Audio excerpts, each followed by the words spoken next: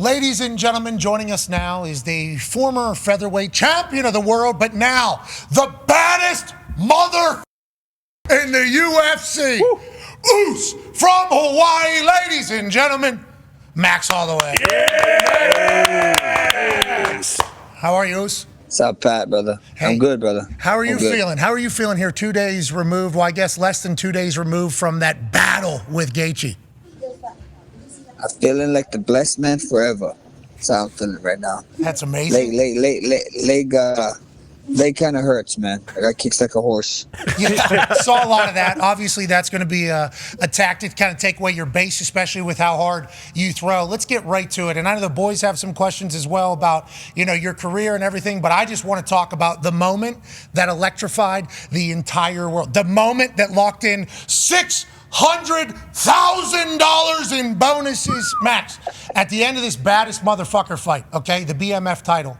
You point to the middle of the ring and you say, hey, let's end this thing right here. Not the first time you've done this. I think UFC 199, you did the same thing against Ricardo Lamas, where you go, hey, let's go meet in the middle of this thing. Yup, right here. We're going to end this, and it's the same exact exchange almost.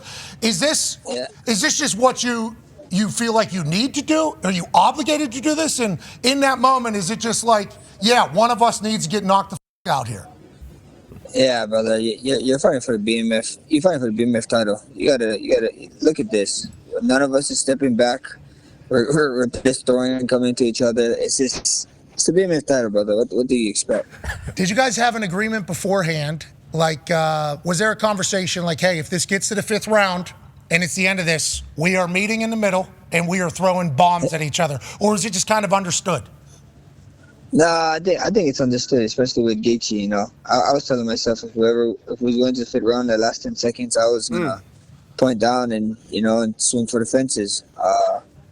Just being able to share the octagon was with him is just, he's a legend, man. He's a legend. I don't know if I'm ever gonna share the octagon with him ever again. And UFC 300, the biggest card for probably the next decade. The BMF title, if this is not BMF worthy, I don't know what is. Well, it's certainly. Yeah. Hey, you're a BMF, dude. Uh-huh. Have been. 29 fights in the UFC. Obviously, 2012, you make your debut. I went through and read your resume again. You had 4 fights in the year 2012, and then you had like 3 the next. Like, you're just how'd you get into this? How do we start this entire thing? Do you feel like you're representing for all of the islands of Hawaii whenever you step in there? And if you let them down, you can't fly back? Like, what is the mindset, and how did you get into this? For sure. From the island for the islands. So that's just what it is. Where I'm from, why not Hawaii? I mean, everybody always says a joke. When the UFC gyms came down to Oahu, Hawaii, they said, "Oh, look, the first UFC gym." That was a lie. The first UFC gym was Warner High School, where we from, and the kids just fighting all the time. So I got into it because I just wanted to be able to protect myself. Yeah, well, turns out everybody probably on the other side of that was like, enough protecting yourself. Yeah, yeah, we're trying to protect ourselves from this entire thing. I saw, obviously, kickboxing, jiu-jitsu in there, Muay Thai, I think, but also boxing. You're an absolute stallion at. Are you still working on all of these? Are you still getting better, you think? Like, where do you put yourself right now versus maybe 5-10 years ago? Oh, for sure. MMA is a forever growing sport, and to stay with the pack, if you want to stay with it, you gotta keep growing, keep evolving. You're an athlete, Pat. You know how it is with the game. You gotta evolve every year. If you stay the same, then you lose your job. And I want to be remembered one of the greats in the sport. So that's just what you gotta do. You gotta keep evolving the sport. If you don't, then it's gonna go right past you. Well, obviously, you're gonna be remembered forever. Because of what happened at UFC 300 and everything else you've done before that. Now, the next conversation is, who's next? That feels like the biggest UFC thing of all time. Immediately upon a fight being over, it's like, all right, call somebody out or get called out or do what you got to do here in your promo. I saw Ilya send a tweet congratulating you, saying he'd be the first person to knock you out if you guys got in a ring together. Have you thought about the future? Have you thought about the future, and where are you right now with all of it? I mean, it is what it is. About that tweet, he ain't the first one that said that. Many guys did. The only guy who actually, it technically didn't count. That put me on my butt was Gaethje this past Saturday. But according to UFC, didn't count as a countdown. So I guess so. My record is still clean, there, but we see what happens. We see what happens. If it's Ilya at 145, his tone changed a lot. He didn't want to fight. And now he's coming around finally, because I don't know what he was thinking of saying that we don't deserve the title shot. And then with 55er having a BMF now, got some big fights coming up. We just wait and see. Wait, see what Dana White wants. We see what Hunter wants, and we'll figure it out. I don't know if you saw the press conference. Dana wants Max Holloway back in the octagon. Yeah. Dude. He knows the deal. And it feels like you know the deal, too. It feels like being an entertaining fighter is a part of your thing. Is that true, or am I misreading this? For sure, brother. Everybody think fighting is fighting. Fighting is one thing, but we're entertainers at the end of the day. We gotta say pay-per-views, and people gotta want to tune in. You see it all the time. Some guys is really good at fighting. It's just they just get no traction. So we're in the entertainment business too. We saw Bo Nickel be upset about the way that he won his fight. I think because he hears the chirping about his fights, maybe more grappling, a little bit more boring, and he's working on his strikes. And I think Cormier was like, you should not be. You just tap the dude out. Like, you should not be upset. But it is reality of the situation. And do you think, did you chew on, like, rocks as a kid? Metal? Glass? Why do you think your jaw is so strong? Legitimately. Why do you think it's just since birth? I just think so. It's being a Polynesian, being from the islands, being Hawaiian, Samoan, all that helps. No cup.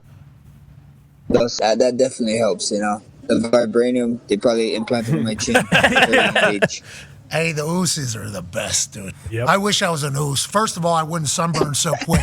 But also, I'd be much tougher. Love your island. Love the people from there. Connor's got a question for you. Yeah, Max, to your point about kind of like chasing greatness and wanting to be remembered as, one of the greatest. Joe Rogan said that was the greatest knockout in the history of the UFC, and he's been around a long time. When you hear stuff like that, what does it mean to you? And then when you see the reactions of Adesanya and Volkanovski and all those other guys, is that kind of even a bonus to see how impressive it was for them as well to see that knockout, because it was absurd? Yeah, for sure. It's just amazing. Amazing to see people react, and then to see my peers react is even more crazy. Watching fighters speak out like fans, it's a pretty cool thing to see, and then to hear Joe Rogan talk about it like that, and even Dana White. I think Dana White said that's the craziest holy shit moment he had, and he's probably going to see for a long time. So, hopefully we can top it. Everybody always thinks that there's one moment, but, hopefully we can replicate it and do it better. A buzzer beater knockout. Oh, yeah. I don't. Tough to 1 beat. second. How many times have you watched it back? Have you watched it 1,000 times? You should, by the way.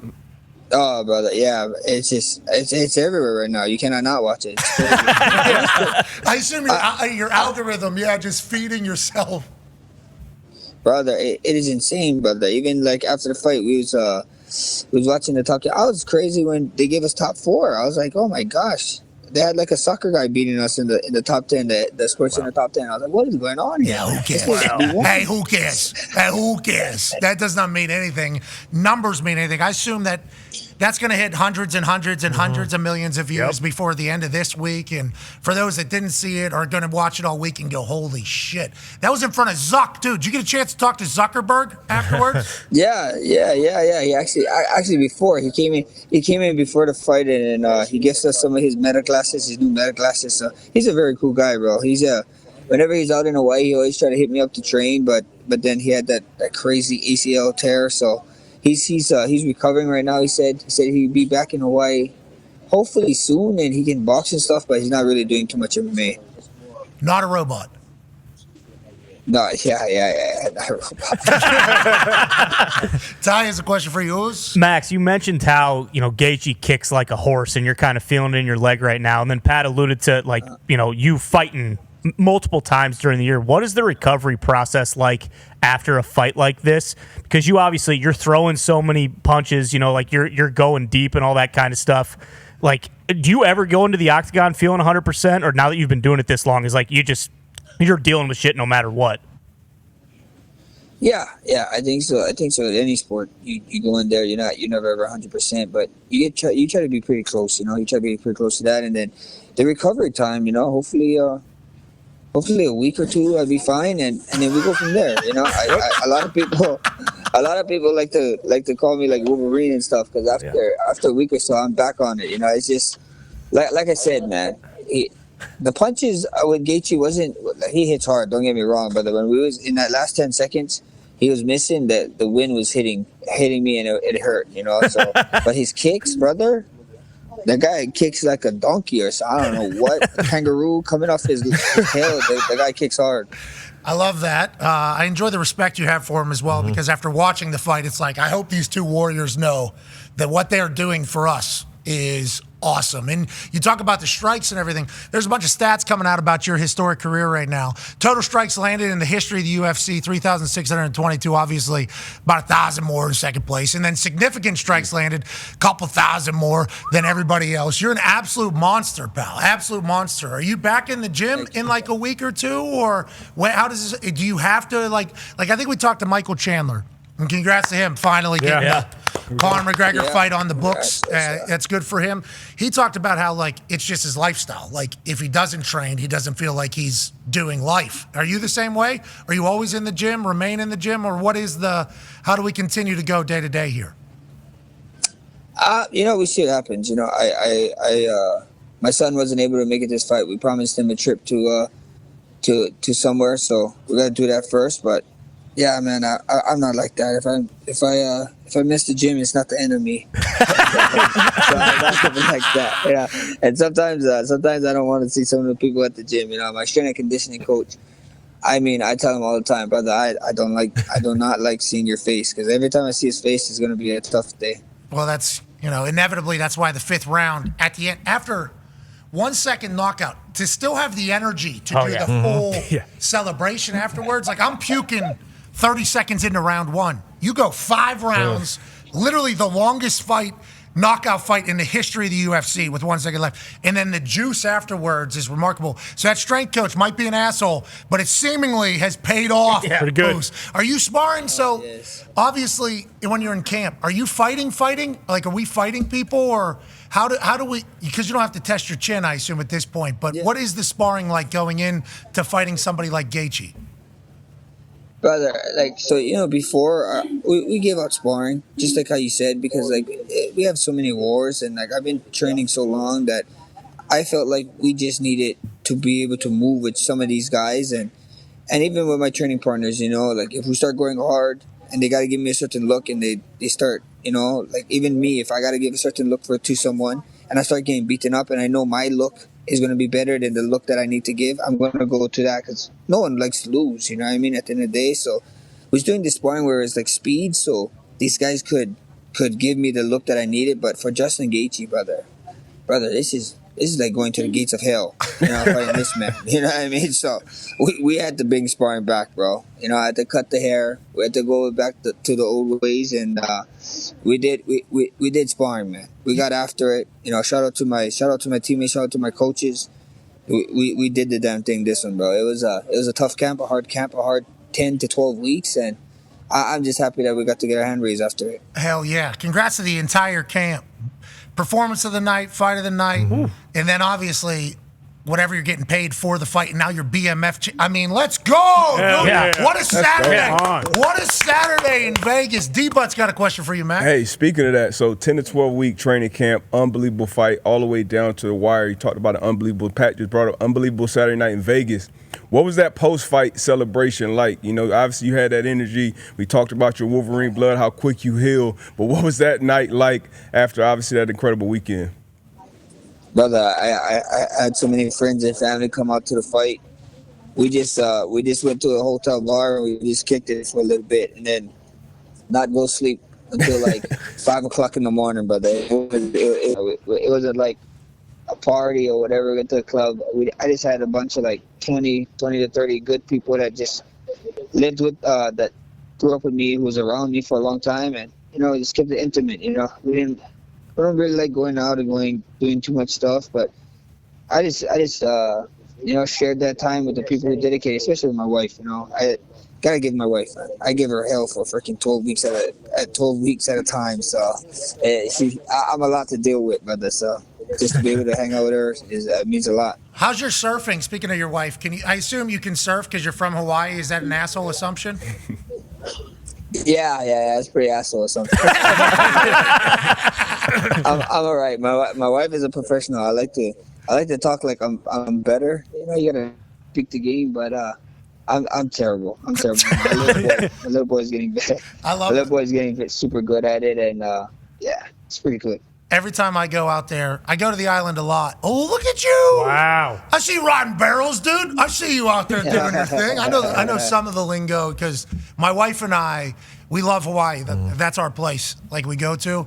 And whenever we're hanging out, wherever we are, I always look down at the ocean, and you just see a bunch of these little kids hopping on these, and it's like absurd. I'm scared to death to go out there, but I got nothing but respect for those who do. Sharks and shit are out there, Max. Oh, brother, next, and what? You know, like that's their house. Yeah, but like you saw what you could do. Yeah. Like I'm not doing that to a shark. You know what I mean? You're probably punching that thing in the nose, doing that. I'm getting eight. I'm out of there. I'm dead. Dead McAfee is the story. Sharks only bite if you touch the private part, bro. We don't know this.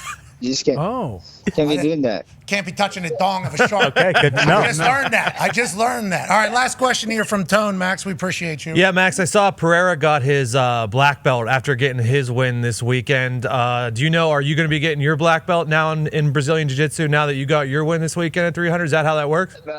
Brother, it's funny that you guys talked about this because we were just talking about this after the fight when we saw it happen. My coach is the most stingiest guy, brother. Giving us belts, giving us stripes, and I tease him all the time. I'm like, bro, you're stingy with it. You know how much guys come to our gym and they're like, you're not a brown belt. What are you? You're not a pro. Or they tell like the pro belts or blue belts, you're not a blue belt. What do you do? You're sandbagging. You know, like nah. Our coach is hardcore about it. But right now, I got to deal with my coach. I want to be the first MMA black belt. There's one of my boys that got me with this coach. His name is Dustin Kimura, former UFC fighter. And me and him is on the race to get our black belt. Like he's better than me in jiu-jitsu, but with me getting my card stamp and stuff, I think I'm closer to getting my black belt before him. So black belt jiu-jitsu, you said MMA black belt. That's just like all fighting forms. I'm a black belt. I wanted to be his first MMA fighter with a black belt. He don't have an MMA fighter with a black belt yet. Got it. Well, I think he deserves. I mean, Yeah. I don't know how the game works. I think some people are just handing out black belts. I search the internet in some places. You know, there's some fugazi black belts. Oh, yeah. From what I've been told and what I read. I don't. Next time I'm gonna show him and see Pat with a. Where the hell you get that from? One time at the dojo, dropped a couple 100,000, just like a degree in college. You could kind of pull it off. Max, congratulations. We're lucky to watch you do your thing, brother. That's real. Thank you, brother. Thank you. Hey, when you back out in a while, let me know, brother. We take you surfing. Let's go get in some waves. I'm not going in the water, but I'll watch it. Come on, get out there, brother. I look at the water. I don't get in the water. Brother, you got to get in the water. One time. I got this hole in my eardrum. Sharks out there. Can't do it. I just get high and look at the water. Yep. Love your islands, though. Love everything about them. Just like I appreciate the hell out of you, man. Thank you so much for joining us. Thank you, guys. You guys have a good one. Thank you for having. Safe travels back to Hawaii. That's the baddest mother in the UFC. Ladies and gentlemen, Max Holloway. Yeah. I mean, what a legend. Yeah. Dog. Just Oos, who just beats people's ass. Yeah. 29 fights in the UFC since 2012. That's so many. He's not undefeated. Obviously, he's taken some split decision losses, unanimous decision losses. He picked up fights like within the last few days before the fights because people get injured. He's fought everybody. Yeah. But I mean, this knockout is going to be remembered for the rest of time. Mm-hmm. Yeah.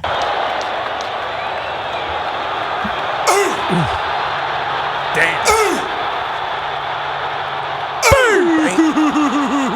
So big. Jeez. Of a night, so big of a right, so big of a fight, so big of a moment for UFC. Congratulations. Once again, boys.